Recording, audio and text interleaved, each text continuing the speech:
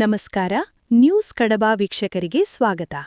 ಭಾರತೀಯ ರೈಲ್ವೆಯು ವಿಶ್ವದ ಅತಿದೊಡ್ಡ ಸಾರಿಗೆ ಜಾಲಗಳಲ್ಲಿ ಒಂದಾಗಿದ್ದು 2026ರಲ್ಲಿ ತನ್ನ ಮೂಲಸೌಕರ್ಯ ಅಭಿವೃದ್ಧಿ ಮತ್ತು ಹೊಸ ರೈಲುಗಳ ವಂದೇ ಭಾರತ್, ಅಮೃತ್ ಭಾರತ್ ಕಾರ್ಯಾಚರಣೆಗಾಗಿ ಸಾವಿರಾರು ಸಿಬ್ಬಂದಿಗಳ ನೇಮಕಾತಿಗೆ ಮುಂದಾಗಿದೆ. ಈ ವರ್ಷ ಕನ್ನಡಿಗರಿಗೆ ಹೆಚ್ಚಿನ ಅವಕಾಶಗಳು ಸಿಗಲಿದ್ದು, ಪರೀಕ್ಷೆಗಳು ಕನ್ನಡದಲ್ಲೂ ನಡೆಯಲಿವೆ. ಇತ್ತೀಚಿನ ವರದಿಗಳ ಪ್ರಕಾರ ರೈಲ್ವೆ ಇಲಾಖೆಯು ಸೇಫ್ಟಿ ಕ್ಯಾಟಗರಿ ಅಡಿಯಲ್ಲಿ ಸುಮಾರು 22,000ಕ್ಕೂ ಅಧಿಕ ಹುದ್ದೆಗಳನ್ನು ಭರ್ತಿ ಮಾಡಲು ನಿರ್ಧರಿಸಿದೆ.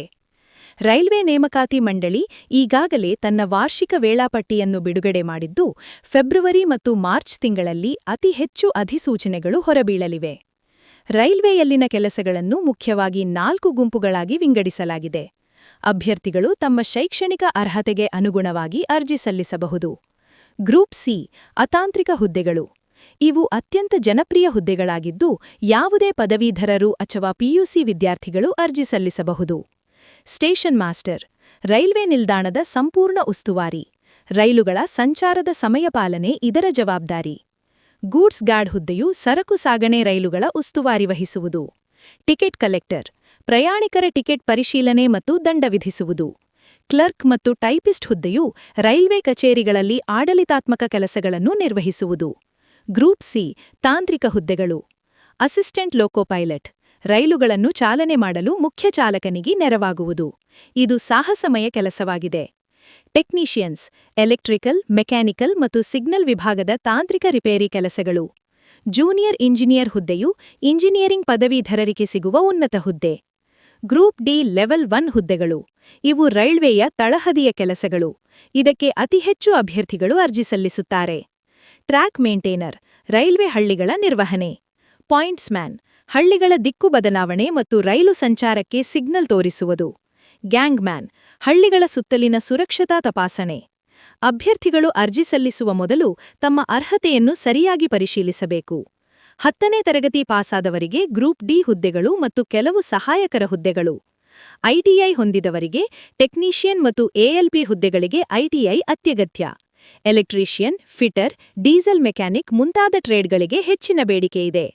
ಪಿಯುಸಿ ಪಾಸಾದವರಿಗೆ ಟಿಕೆಟ್ ಕ್ಲರ್ಕ್ ಮತ್ತು ಜೂನಿಯರ್ ಟೈಪಿಸ್ಟ್ ಹುದ್ದೆಗಳು. ಪದವೀಧರರಿಗೆ ಸ್ಟೇಷನ್ ಮಾಸ್ಟರ್, ಕಮರ್ಷಿಯಲ್ ಅಪ್ರೆಂಟಿಸ್ ಮತ್ತು ಗೂಡ್ಸ್ ಗಾರ್ಡ್ ಹುದ್ದೆಗಳು. ಹಾಗೆಯೇ ವಯೋಮಿತಿಯು 18ರಿಂದ 33 ವರ್ಷಗಳು.